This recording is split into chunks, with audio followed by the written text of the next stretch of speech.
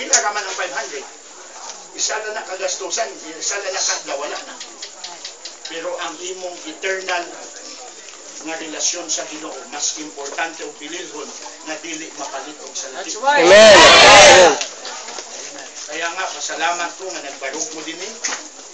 Wa mo na dala sa kwarta. Nagamit mo sa amo dito sa Cebu, ang kwarta kanay gamay. Praise the Lord. Pastor ninyo, tungod nag-lisod ko ako ang maintenance sa Cebu. Ko kung tinuod ni nga pastor nga nagbarog, wa ni magtan-aw og kwarta. Nagpadayon ni at salamat tan-awa. Nagpadayon ka mo, mga men karon na grabe ka live sa Ginoo, mga ladies, napakadako ang inyong choir. Kana ginabuhat nyo, dili tungod sa inyong pastor, dili tungod sa amin.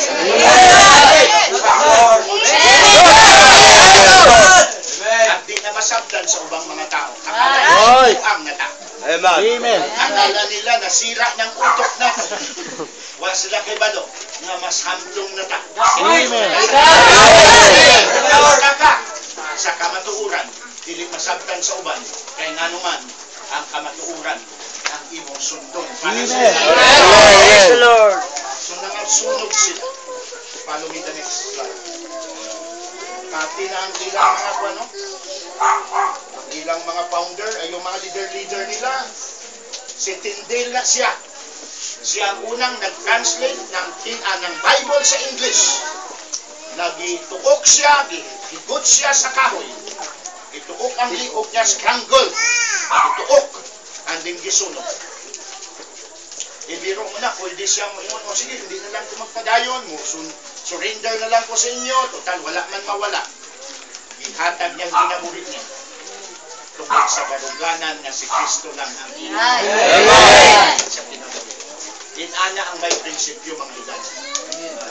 Kaya nga, kung madala lang ta sa tulo sa ulan, di na ta musimba, kaya nagtulo lang ulan, nagsakit lang ato ulo, di na ta kapangalagad sa Ginoo, minus na nga klaseng baruganan. Kasulayan lang ta gamay, nagutuman lang ta, napasaran lang ta sa kakakon, di na ta mga lagad, iyan ang atong pagiging Kristiyan.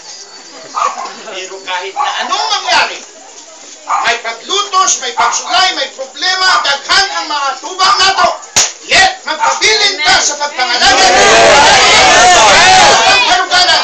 Kana usa ka tao nga saluduhan niya. Ang atong mga forefathers nga mga anak. Grabe nga paglutos kayo ng katubang nimo. Hinay-hinayon ka. Pwede ka mo tiyabaw. Di na, sige na, magpan na lang ko, mag-deny na lang ko kay Kristo. Di na lang ko magpan. Sunod na lang ko sa inyo. Pero muna, during the time of persecution, may naasa, isa sa Germany yata to, kaya nagatago sila sa kuiba. Dito sila manganta. Mga Anabaptist. Nagulat sila ang buksan ang piltahan, mga sundalo. Kaya magulog di ay ang ilang buses na to sa taas, sa kuiba, ilawang sa yuta sila, mga kuiba sila, nagtagok tungod sa paglutos. Tapos imundayon sa kapitan, sa military nga nagkuhan sa ila.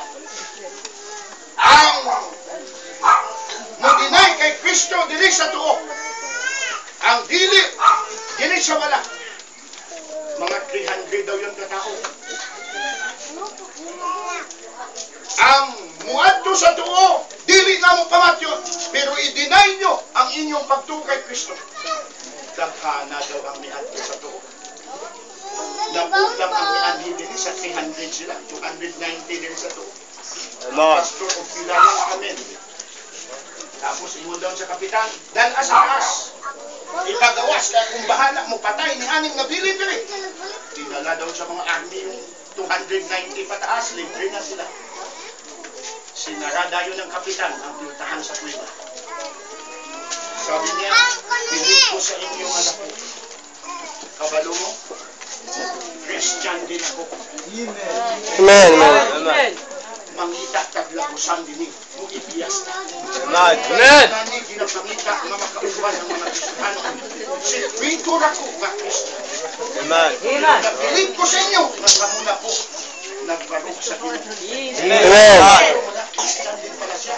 Dugay lang niya, ginaantos dito sa Germany, kay kapitan siya sa army. Nangita sila laing buhok. Lunga, nakaikyas silang unsi. Apil tong kapitan, wala na nagbalik. Nangalagad sa Ginoo. Amen. Itong 290 sila. So pagsulay lang di ay. Minsan madala ka sa urat-urat. Bisan unsa ang himuon. Basta tinukod ka nga Kristohanon, hindi ka mada. Amen. Sa Ginoo mga higala, kay dili ka pabayaan sa Dios. Amen. Jesus said, I will never leave you nor forsake you. Muagi man kamo sa kayo, muagi man kamo sa tubig, muagi man kamo sa daghang pagsulay. Hinumdumin ninyo. Hindi ka pabayaan. Glory to God. Magpabilit ko kauban ninyo. Kailanman wala gipasagda ni Jesus ang mga magtotoo niya. Amen. And great is your reward in heaven pag may barug ka mo sa Ginoo. So gisunog sa tindi, ano pa? Ang mga preachers nila, their preachers, were crucified and burned. Gipang langsang po na gisunog. Mga literal ni nga gipangwa ko sa internet ha. Dili ni doing lang. May video tani ani hopefully tomorrow. Nga makita gyud nato sa video. So gipanunog sila. Pero never sila nga nagmahay, never sila nga nagrekant, never sila na ingon, ay undangan na magkuan ako, mag-deny na ko, undangan na, di ko tinuod. Ang uban ka sa ila, matud pa, samtang buyan ng mga leon dito sa amphitheater kaysa una, sama sa tigbakay kanon, di ba? Magtigbakay, adto ta, tanaw ta sa buwang ang mga manok. Sa una, murag inana, mubayad kag piltahan, mutanaw ka sa mga Christian nga ipalapa, ipakaon sa leon. Dito ka mo sa amphitheater, kanina ito picture sa una, yun nato, maunang amphitheater. Buyan ang leon nga 1 week na nagigutom. Ang di kaunon sila, wala na mga kamot, nangaputol na, tiil. Ingon pa sa history. Wa sila gamahay, wa sila nag-complain, wala sila ingon nga numan Ginoo ipasagdan mo kami. Unsang ginabuhat nila? Mikanta pa sila Amazing Grace.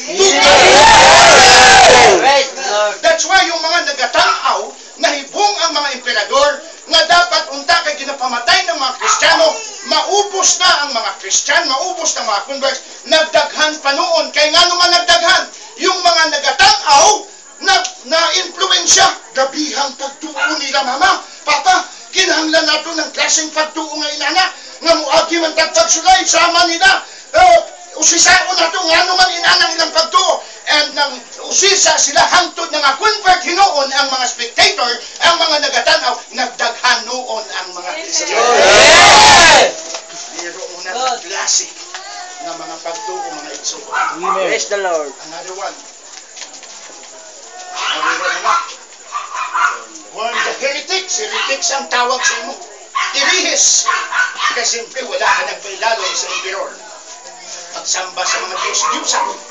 So yan, ginapanunog sila by the dozens, itali sila tanan, apil nila mga asawa, sunog tanan, pista. Grabe, kapag kasakit. Next. And then unsa pa? Pati ang mga babae nila, their women were not spared. Pati babae. Wala kaluoy nga ilang iapin. Ang mga asawa, mga anak. May one time sa libro nga ako nabasa. Yakip sila. Ihiwalay ang amahan. Ang anak niya kay puro babae o nanay. 5 ka babae, nanay, ihiwalay sa laing kwarto. Gigutom for a week. Pagkahuman, ikawalo ka adlaw, may deserve sa ilang nga dako nga platter nga adobo. Kaon na mo. Grabe po nila kakaon, kay grabe po kagutom na nila. Pagkahuman nila kaon, giingnan sila sa sundalo. Kabalo mo, ano tong karne nga gikaon ninyo? Karne ito sa inyong papa. May naang madakpan, buntis ang babae, igapos ang bana, sa atubang sa babae, paanakon, pugson panakon ng babae, gahulat ang mga Doberman, mga iro, kagawa sa bata kaunon. Ang bana intaw nagatanaw sakit. Amen. Grabe na persecution. Satanic, brutal nga klaseng pag-persecute sa mga That's on. That's right. That's right. Ang walang isa sa ila. Nga musibog. Walang usa sila nga mo imundi na. Nga Amen. kay kung nagmahay sila at miundang sila, sultian ka mo, wala ta naabot ng gospel ka. Amen. Praise the Lord. Din sa Pilipinas. Kung misibog, miundang ang mga Kristohanon sa una. Kita ang pag-asa ng sunod na henerasyon. Kinanglan di ta musibog, padayon ta. Kung sa mga Amen. dili ta mo talikod. Amen. Padayon ta sa pagbarog. Para lang sa atong mga kanakan sa sunod na henerasyon. Praise the Lord. Wala na sila at di sila kadawat ng gospel nga atong ibarugan karon. Asa sila maadto kalaglagan ang atuan sa sunod. Amen. Their women were not spared. Next. Ito si Polycarp, ang first convert ni John the Beloved. Bago siya namatay, naka-convert siya. Nagipanganlan si Polycarp. Si Polycarp ay inubilan ng bishopric na maging bishop siya sa Roma. Wala niya gidawat. So gidakop siya. At pagdakop sa iya, gitali siya sa poste. Gihatagan pa siya chance. I-deny mo lang ang Jesus nga imo ginasimba. Imo lang i-deny nga dili ka magtotoo, nga dili ka usa ka magtotoo. Ngayon mo lang isulti nga wala ka relasyon kay Kristo. Kung dili ka mo simba kaniya, amo ka pakawalan. Tubag si Polycarp sa mga barbarik nga mga muputol ang ulo. Ingon niya, paano ko i-deny ang usa ka tao nga nagngalang Kristo na 65 years wala niya ko gidinay. Amen. 65 years wala niya ko gisalikway. Unsa na lang dili ko matun sa akong ginhawa sa akong kinabuhi nga i-deny ang nagpangga sa ako. Amen. Iwas na nako nga namatay sa cross. Ready ako mamatay alang kaniya. Amen. Tingnan ninyo ang pagsunog kay kalipay ko nga mo antos para lang sa nag-antos pod ka nako. Praise God. Sa kasuko ng mga guardia daw. Abot ang emperador, kinuha ang espada, gitusok sa iyang kasing-kasing kay Polycarp. At sinindihan ang kayo. Matod pa sa istorya, ang dugo nga mibulwak sa iyang kasing-kasing, mipatay sa kayo. Amen. At of course, sa kasuko halagi, duslak siya tanan nga pamamaagi. But he died na wala nag-compromise sa Ginoo. Amen. Sugo pa malandungon karon tayo nga nagahinay ang atong impluensya. Kay gamay lang ang pagsulay, gamay lang ang problema.